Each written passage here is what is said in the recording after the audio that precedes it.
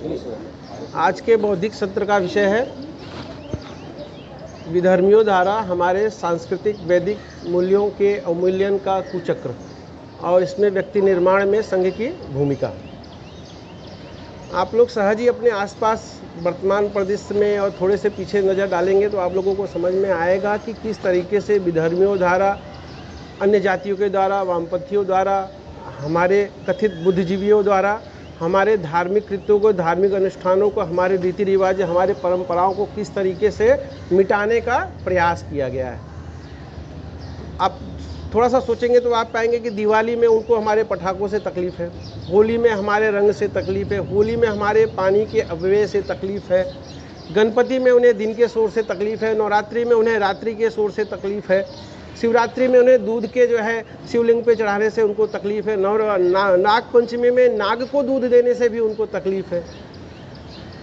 थोड़ा और जाएंगे तो छठ पूजा जो समंदर के किनारे किया जाता है वहाँ भी उनको तकलीफ़ है कि वो तट गंदा हो जाता है।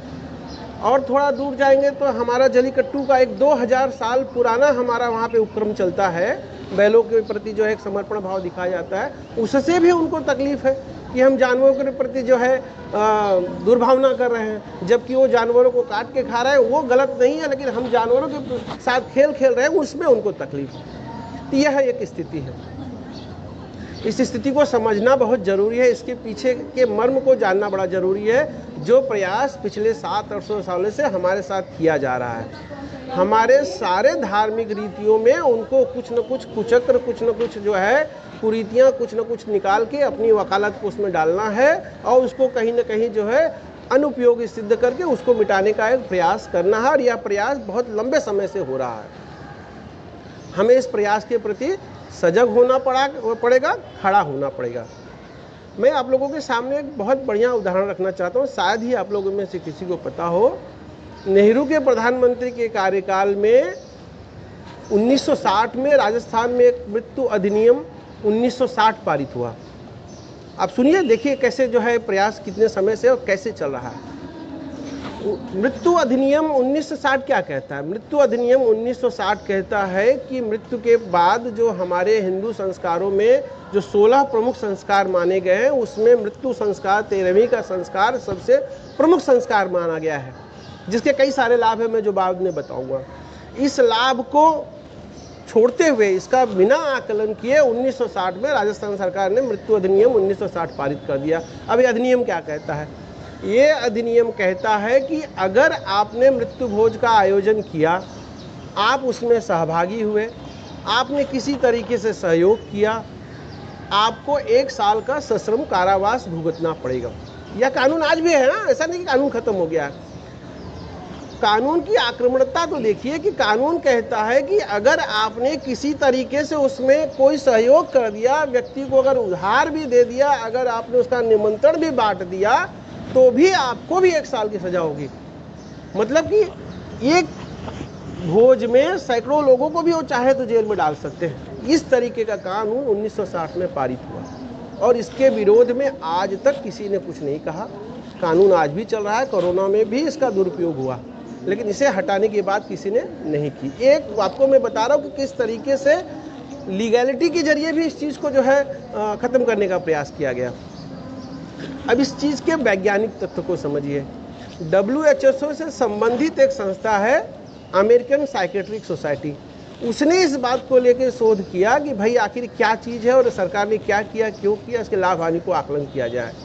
और उन्होंने लंबे शोध के बाद अपना जो शोध पत्रिका जो निकाला, उस शोध पत्रिका में उन्होंने लिखा कि अगर कोई व्यक्ति 13 दिन तक किसी शोक में, किसी विषाद में, किसी जो है एक गति में अगर बंधा हुआ है, तो 13 दिन बाद वह निश्चित रूप से डिप्रेशन में चला जाएगा, निश्चित रूप से डिप्रेशन में चला जाएगा। इसलिए यह अति आवश्यक है उस व्यक्ति को डिप्रेशन से जाने से रोकने के लिए 13 दिन के भीतर उसको उस प्रक्रिया से बाहर लाया जाए।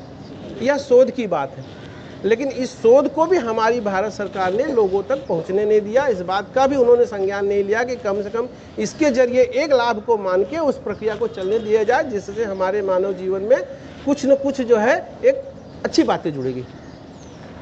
ये तो एक पहलू रहा। इसके मैं 2-3 लाभ और बता दूं, फिर मैं आऊँगा संघ की इसमें क्या भूमिका होने वाली है। हर धर्म, हर जाति के कुछ न कुछ रीति रिवाज होते हैं जो उनके धार्मिक पुस्तकों में लिखे होते हैं, जिसका सभी को अपने लोगों को पालन करना पड़ता है। हर धर्म में है, हिंदू धर्म में भी है। हमारे यहाँ भी जो है 4 वेद 18 पुराण है, हमें उसके अनुसार चलना पड़ता है और चलना चाहिए। सारे धर्मनिष्ठ लोग प्रयास भी करते हैं, लेकिन उनके अंदर भी तमाम तरीके की विकृतियों को सुनियोजित तरीके से जोड़ा गया, जो यदा कदा हमारे सुनने में आ जाता है और हम लोग उस बात को सुन के अनुत्रित रह जाते हैं, क्योंकि एक जो है वो बनावटी प्रमाण भी आपके सामने प्रस्तुत कर देते हैं। तो आप लोगों को यह भी जानने की ज़रूरत है कि अगर इस तरीके का कोई प्रमाण आपके सामने अगर दिया भी जा रहा है, तो उसको आप आंख बंद करके केवल लिखा है और संस्कृत में लिखा है या किसी ज्ञानी की वॉइस रिकॉर्डिंग सुना दी गई तो वही सत्य है। सत्य वह नहीं है। सत्य वह है जो हमारे मन को भाता है और जिससे हमारी जीवनचर्या जुड़ी हुई है, जो हमारे पारंपरिक रीति रिवाजों से चला आया है। सत्य वह है जो हमें आज तक हानि नहीं पहुंचाया। सत्य वह है। सत्य वह नहीं है जो ये लोग हमारे दिमाग में ठूंस देते हैं। मृत्यु भोज में 2-3 चीज़ें और जानिए। मृत्यु भोज में होता क्या है? मृत्यु भोज में एक सबसे महत्वपूर्ण प्रक्रिया जो की जाती है कि परिवार, जिसको हम लोग आपके यहाँ उसको हम लोग कहते हैं पगड़ी की रस्म, कि जब किसी परिवार में अगर किसी व्यक्ति की मृत्यु हो जाती है तो उस व्यक्ति की भूमिका किसी न किसी व्यक्ति को पासान की जाती है, ताकि उसकी भूमिका को कोई ना कोई तो निभाता रहे। अगर परिवार का मुखिया मर गया है तो किसी न किसी मुखिया को परिवार की, समाज की और धार्मिक दायित्वों के प्रति उसको एक जो है साफा पहनाया जाता है, उसे एक जो है रोल दिया जाता है। तो सोचिए कि कितनी सुंदरता थी कि एक व्यक्ति को सामाजिक रूप से जो है चिन्हित किया जाता है कि अगर इस परिवार से हमको किसी चीज़ की कोई अपेक्षा करनी है तो उस व्यक्ति से मिलना है, और जिसको हम 150-200 लोगों ने मिल के और पगड़ी पहनाई है।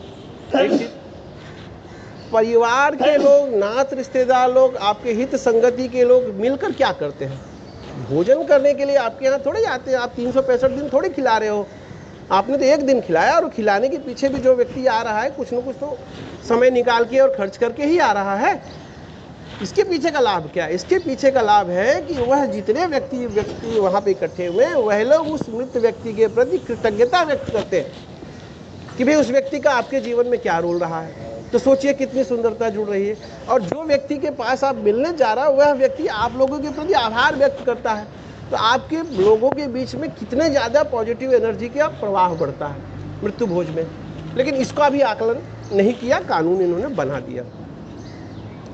मृत्यु भोज में हमारे यहाँ पहले रिवाज थी, अभी भी बहुत जगह रिवाजें हैं, लेकिन उसको भी बड़े सुनियोजित तरीके से मिटाया गया। हमारे यहाँ तो हर प्रयोजन में, ऐसे भी हम किसी के घर जाते हैं तो कुछ ना कुछ लेके ही जाते हैं। मृत्यु भोज की व्यवस्था इस तरीके से थी कि जिसके यहाँ मृत्यु होती थी उसके निकट संबंधी, उसके नात रिश्तेदार, हित मित्र तक खाने का सामान, दूध, दही, अनाज, पैसा कुछ न कुछ लेके जाते थे, और उन्हीं सारे व्यवस्थाओं से वो व्यवस्था निर्मित की जाती थी जिसको हम मृत्यु भोज कहते हैं। एक व्यक्ति किसी के यहाँ चोरी डाका डाल के लाके मृत्यु भोज नहीं करता था, क्योंकि वो तो हमारे यहाँ प्रथम दृष्टया ही जो है अमान्य चीज़ है, अधार्मिक चीज़ है क्या नहीं? लेकिन इस चीज़ का भी आकलन नहीं किया, इस चीज़ को भी मिटाया गया। तो मेरे इस सारे बातों का एक जो लक्षित जो प्रसंग है कि हमें इस बात को समझना पड़ेगा कि हमारे यहाँ हमारे परंपराओं में जो चीज़ें चली आई है उसको हम ऐसे ही न जाने दें, उसके बारे में हम पूर्ण रूप से चर्चा करें, विमर्श करें, बहुत सारे ज्ञानों को अर्जित करें, और फिर लाभ और हानि का मूल्यांकन करें, और फिर इस बात का निर्धारण करें कि हमें इस चीज़ का आकलन करना है या नहीं करना है। अब मैं इसी के दूसरे पक्ष पे आता हूँ। दूसरा पक्ष जल्दी खत्म कर रहा हूँ। दूसरा पक्ष ये रहा कि हर प्रकार की व्यवस्था में, हर प्रकार के धार्मिक रीति रिवाज में, अनुष्ठान में कुछ न कुछ विकृतियाँ आ जाती हैं। तो कोई विकृतियाँ आ गई हैं तो हमारा यह दायित्व बनता है कि उस विकृतियों को हम समझें और उसको दूर करें, न कि इस पूरे के पूरे प्रसंग को खत्म कर दिया जाए। अगर एक पीने के पानी के बाल्टी में अगर एक बच्चा हाथ डाल देता है तो हम लोग उस पानी को फेंकते हैं, न कि उस बाल्टी के पानी के साथ बच्चे को भी फेंक देते हैं। लेकिन यहाँ पर बच्चे को पहले फेंका गया, पानी को कहा गया कि भैया पीना पियो, नहीं चूल्हे में जाओ। ये हमारे साथ किया गया है, ठीक है। ये प्रकरण खत्म हुआ। अब आते हैं व्यक्ति निर्माण की। व्यक्ति निर्माण की इसमें क्या आवश्यकता है? व्यक्ति इस सृष्टि की सबसे सुंदर रचना है। व्यक्ति इस सृष्टि में सबसे बुद्धिमान है, इसीलिए व्यक्ति सबसे ज़्यादा शक्तिशाली भी है। व्यक्ति से ही परिवार बनता है, परिवार से समाज बनता है, समाज से राष्ट्र बनता है, और राष्ट्र से सृष्टि बनती है। तो सृष्टि के निर्माण में व्यक्ति के व्यक्तित्व की बहुत बड़ी अहम भूमिका है।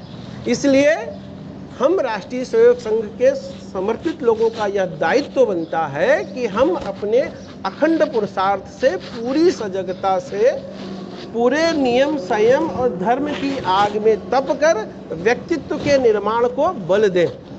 क्योंकि अगर व्यक्ति का निर्माण हम सही ढंग से कर पाएंगे तो यह सृष्टि स्वयं ही सर्वहितकारी बन जाएगी। कोई व्यक्ति भूखा नहीं जाएगा, किसी भी व्यक्ति को कोई दुख नजदीक से भी नहीं आएगा। हो क्या रहा है? हो यह रहा है, आप अपने घर परिवार, अपने दोस्तों में आकलन कर लीजिए। मैं जो बातें कह रहा हूँ, मैं लिखित बातें कह रहा हूँ, मेरे मन की बातें इसमें तनिक भी नहीं है। हो क्या रहा है?